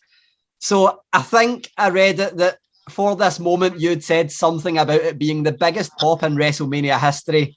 Two Impact legends, Matt Hardy, Jeff Hardy coming back. You're in the ring and you whisper something. Is that what you said, or something along the lines of biggest pop? And what was it like just seeing that moment and being in the ring for that moment? Pretty sure I said something along the lines, did you hear that motherfucking pop? That was fucking crazy. But yeah, being in the ring, like, there was speculation, but really the 6 people in the ring, and the few people backstage were the only people that knew what was about to happen. And like, while we were all in the ring, all 6 of us with the belt above us circling each other, we all knew what was about to happen. And it was a pretty cool feeling because we were excited and anticipating what was about to happen because we knew how the fans were going to react. So that moment right before the New Day came out was super, it was really tense, but really exciting. And it was cool to be in there with those 5 other guys. Yeah, definitely. And then before we go back to W. Morrissey, the one other thing that I want to ask, it's not really about you, but I mean, it needs your insight to know exactly what the answer to this would be. You have been in the ring with lots of legends. You've been in the locker room with lots of legends. You've wrestled Daniel Bryan, MVP, all these names. You've been, Eric Young's an Impact. You've got all these legends. You've shared the locker room with them. What's the most surreal experience you've had in wrestling so far with a legendary name that you've been like, man, that blew me away? Doing Stone Cold Steve Austin's podcast 3 days before Enzo and I debuted on Raw. We did a sit down in his hotel room in Dallas, the WrestleMania hotel. That was surreal because like that's who I looked up to growing up. And you try not to mark out. You want to play it cool, and I did play it cool. I think I did a good job. But inside, I was like, "This is Stone Cold Steve Austin sitting at the same table as me right now, interviewing me for his podcast." That was surreal. That was absolutely surreal. I don't think there's any arguing with that because I'm not sure there's anyone in the planet who wouldn't be in that situation around Stone Cold Steve Austin. So two final questions, going back to W. Morrissey. I always like to get it from the horse's mouth. I've seen reports. Are you a fully fledged Impact talent? Or are you there for the long haul? I'm here right now. That's really all I can say. You know, I'm grateful to wake up every day. So, you know, I'm grateful to be alive. So I have to live one day at a time. I can't future trip, man, because in recovery, if you start future tripping, that spells there. So, but in terms of real long term and looking too far down the line and where am I going to end up, I can't worry about that. But for right now, I'm in Impact. I love being in Impact. And I'm going to tell you, I'll be here today, tomorrow, and probably, you know, a few weeks from now. So, but as far as super long term, there's nothing really long term set right now. Excellent. I'm not going to ask you to look too far in the future for the last question then. Impact, you've had a few amazing matches so far. I mean, the Willie Mack one was absolutely outstanding. And then Rich Swann obviously comes back. Who in Impact is W. Morrissey's dream match? Who is the one person that you're like, Scott D'Amore gives you the book right now, says, write down the match you want at Slammiversary. If you're still here at Slammiversary, what's the match you want? Well, you know, it would have been Kenny Omega, you know, because I want to work with the best, and he's one of the best in the world right now, and he's at the top of the wrestling industry. I would love to work with Kenny Omega. I'd love to wrestle him for the Impact World title, and that's still something I want to do. But you know, I'd also want to get my hands on Rich Swann because I'm, to be honest with you, very pissed off at him. And there's a few people here that I really want to. Moose is another guy that I really want to wrestle. But yeah, I mean, if I had to write one down, it has to be Kenny Omega. You know, I want a match with one of the best in the world, guy at the top of the industry, carrying every freaking belt there is, guys just dripping with gold. Yeah, that's the guy. That's the match that I want is Kenny Omega. And if it doesn't happen at Slammiversary, hopefully it happens somewhere down the line. Fingers crossed, man. That's a match I want to see, but I can't wait to see what you do. Thank you so much for taking the time to talk to me and for being so open with your answers. Really appreciate it, man. Yeah, thank you, bro. So that's it for this week's Wrestling Daft. Lots of topics covered. We've covered everything from sandwiches to shackets to everything in between. And Alex is a racist. Wrestling once or twice. Yeah, we talked a lot about wrestling as well. Please rate, review, subscribe on Apple, wherever you get your podcasts. Rab and Grado back on Friday with a headline show. I think that we should have the team back together this week for the first time in about 3 weeks. They've both been filming their new sitcoms, so that's why they've not been on together. List of Wrestling Daft this week. The best finishers in the business today, and the RKO is banned, so you can't say that. Has this not been fun? Yeah, I think we did the best finishers of all time. I didn't think we did the best current. Did you realise that everyone's just going to say the Diamond Cutter? Or the Cutter? No, or the Oz Cutter? Or the Cody Cutter? This is where me and Rico come into our own, because everybody's going to say the End of Days, or the Eclipse, but that doesn't get used as much, but End of Days, yeah. By a mile. Do you know what? Now when you say it, it might have been done before. It has been done before. Right, we're doing it again. We'll go back to the well. It's been about a year. Different people are about with different exactly. finishers. Anthony Agogo, there you go. Yeah, lots of new listeners. There we go. So Anthony Agogo, Alex, what are you going for? Oh, see, I love the Canadian pile driver because I remember it when it was done by P. Williams and it was a finisher, not a mid-move, as he continually brings up onto it. I feel really bad that everyone's just stealing that now. I mean, yeah. Because he's my favourite journalist, the Meltzer driver. Yeah. There you go. There we go. No, Kamigoe. The Kamigoe is the ultimate wrestling finisher because that would legitimately actually fucking knock you out. There you go. I'm going to go for, I like the curb stomp, so I think that was deadly. It was deadly, so there we go. They'll be talking about that. You can get your suggestions in for Rabbit and Grado on that. Remember, you can sign up to our Patreon, see us in all our visual glory, patreon.com/wrestlingdaft. You buy yourself a t-shirt as well. I'm wearing one just now. I'm wearing Wrestling's Kid on. There we go. You can see it if you're signed up to the Patreon. So you'll have to then sign up to the Patreon to then buy a t-shirt. But if you want to see our selection of t-shirts, you can do that at shop.spreadshirt.co.uk/wrestlingdaft. Gentlemen, thank you very much. Gary, you're off to interview Chelsea Green. Yeah, I'm indeed. It's been a busy day. I've had Mark Andrews earlier in the day, and I've got Chelsea Green in about 20 minutes. So really looking forward to that. Hear those interviews coming to Wrestling Daft Mark. I'm sorry to hear her podcast got a BCMA as well. Aye, but it's fine. She's just changed the name. So we're What's it called now? Green with Envy. It's still quite good. It's not quite 50 Shades of Green, but it's decent. Well played. Definitely. Well played, Chelsea Green. So hear that chat in the Wrestling Daft Mark soon. Thank you very much, gents. As ever, we'll be back next week. And until that time, you keep marking out. Audio Frontier.